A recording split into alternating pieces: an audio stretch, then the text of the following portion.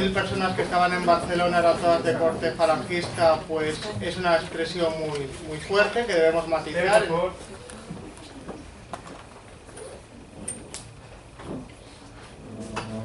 François qu'il essaye de commencer.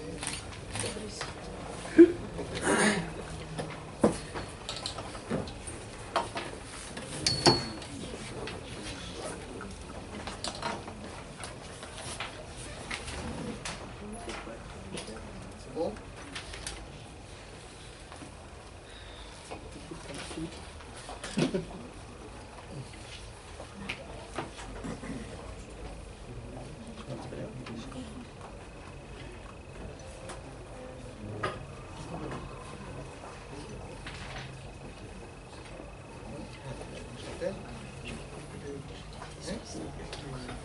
Ah, je l'ai donné.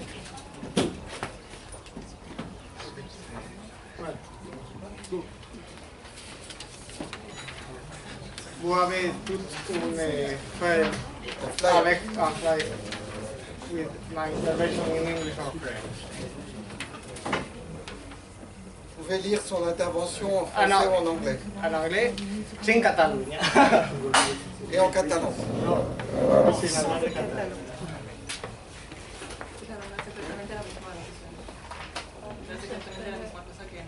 No,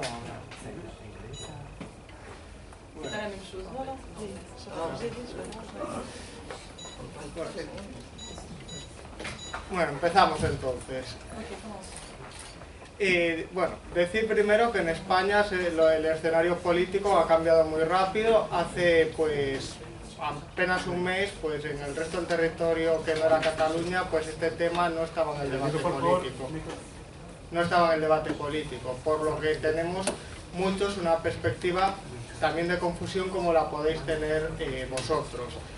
Entonces, bueno, pero sí que quiero matizar, para empezar, que decir que 100.000 personas que estaban manifestándose en Barcelona fueran todas de corte falangista es una expresión muy fuerte. Cuando en esa manifestación pues se vio intervenir gente tan destacada, militantes socialdemócratas como Josep Borrell, que fue presidente del Parlamento Europeo y que toda la vida ha defendido los valores de la izquierda, o también imágenes como pudimos ver en televisión de los propios manifestantes expulsando a los que de verdad eran falangistas con las banderas franquistas, pues demuestra claramente que no eran 100.000 falangistas. Habría, pero también había la gente que se oponía al no y que también pues que no se había manifestado hacia el momento y que también tiene su derecho a posicionarse en el no y que posiblemente podría aceptar hasta un referéndum pactado pidiendo la opción del no para que España permaneciera unida sin el Estado catalán. Por lo tanto, tranquilizaros, no eran 100.000 los falangistas que habían en las calles de Barcelona. De hecho, podemos reducirlos a unos pocos centenares. Entonces decir que sí, que en ese caso han disfrazado la manifestación de falangistas por sus intereses, pero otras veces son ellos los que tienen que estar disfrazados en las instituciones políticas, como os contaba en el paper, que decía que bueno, que el franquismo, España era un país que no había vencido el franquismo y por tanto el fascismo, aunque muchos franquistas digan que el régimen franquista no fue fascista, esto es totalmente falso. El régimen franquista, además de caudillista, o sea, con una fuerte, con los rasgos personales de su líder, de un líder bueno que dotaban como un dios, con dotes sobrehumanas, pero había rasgos extremadamente fascistas y así también lo definió las Naciones Unidas en su época. Y era, pues tenía el nacionalismo español, un nacionalismo extremo, racista, sin ir más lejos, el Día Nacional se llamaba el Día de la Raza, excluyente, imperialista, con una concepción radial del país. La capital era España, la capital de España era Madrid, todo giraba en torno a Madrid, todas las otras concepciones que se pudieran de España eran reprimidas. Posiblemente esta represión, posiblemente no, es la causa ahora de las consecuencias que estamos viendo en Cataluña. Y bueno, pero también es sorprendente, visto que en el Parlamento Español en los últimos 40 años no se haya visto ningún partido de ultraderecha ni de derecha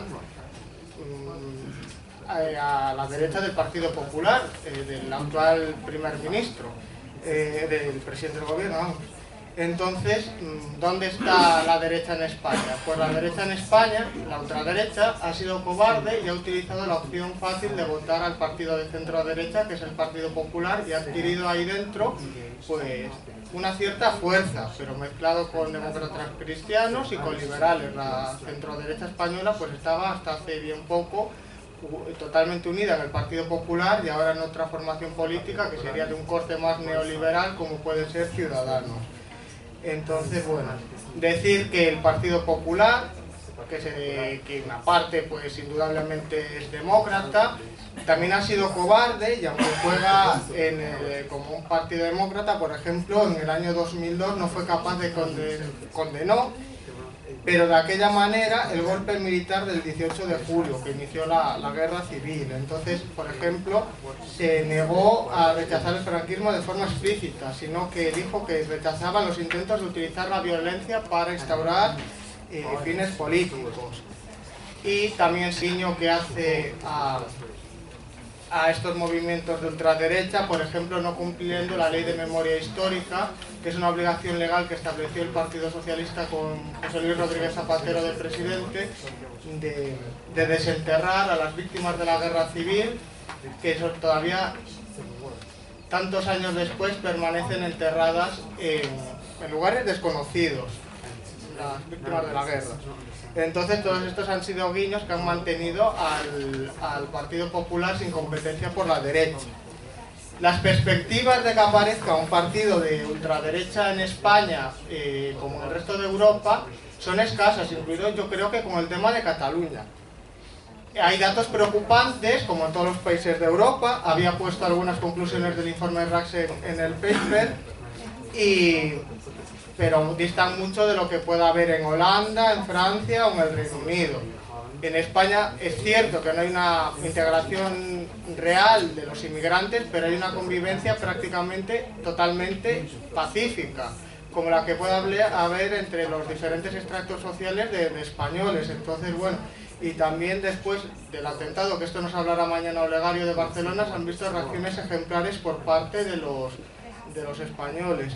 Sí que este informe recoge pues el aumento del hate speech, del discurso del odio en las redes sociales, también como la ultraderecha está intentando utilizar la crisis para ganar adeptos, usan el hambre y los alimentos y excluyen el reparto que estos hacen haciendo de instituciones parasociales a los inmigrantes, pero en muchos casos son anecdóticos. El mensaje del populismo xenófobo de las organizaciones europeas lo intentan compartir, pero sin éxito. Yo se había puesto en lo que podría denominarse la nueva derecha alejada del franquismo, o sea, la nueva derecha equivalente a la europea, aquella que no es nostálgica del régimen, que apenas ha tenido representación en las elecciones municipales de 2015. No solo es que no haya tenido nunca buenos resultados, es que los pocos resultados que ha tenido los ha ido perdiendo a lo largo del tiempo. De 2011 a 2015 hay incluso una bajada de los votos de ultraderecha. Y en las elecciones europeas, que concurrieron todos juntos, han logrado el 1,5% de los votos, cuando incluso en la coalición que participa estaba el partido Vox, que era el más potente y que yo dudaría de calificarlo de ultraderecha, lo calificaría como una derecha tradicional. Así que actualmente ninguno cuenta con presencia institucional relevante, no hay liderazgos fuertes y por lo tanto, aunque haya un espacio a la derecha del PP, hace falta que haya un partido que sea capaz de ocuparlo y yo creo que no se vislumbra. Ahora con Cataluña es verdad que se ha visto, pues, a lo mejor de aquellos partidos que puedan tener un sentimiento nacional, porque en España siempre ha habido, pues, un miedo de enseñar la bandera por esas connotaciones que a veces ha tenido de Franco, y bueno, habrá que ver lo que pasa, pero no sé si esto será una mina de votos para los posibles votantes, para conseguir posibles votantes de ultraderecha a estos partidos. Yo creo que ahora mismo no. Más que el racismo y el nacionalismo, me preocupa que pueda surgir la ultraderecha, como yo creo que es la razón que ha surgido en Estados Unidos, que aquí no se habló, de Trump, más bien como alternativa al establishment tradicional, que es donde puede sacar votos de, pues, quizá de los jóvenes y de algunas clases sociales, y por eso ponía como solución para evitar el fascismo acabar con los recortes en los servicios públicos, defender el estado del bienestar y la lucha contra estos recortes, porque de donde puede venir es del descontento social con los gobernantes, el que puedan triunfar este tipo de alternativas, que hasta ahora han ido por el lado de lo que se podría llamar izquierda, como podría ser Podemos, pero que el descontento puede rebotar a la derecha. Entonces yo me preocupa más el establishment que lo que pueda ser la inmigración o el nacionalismo. Muchas gracias.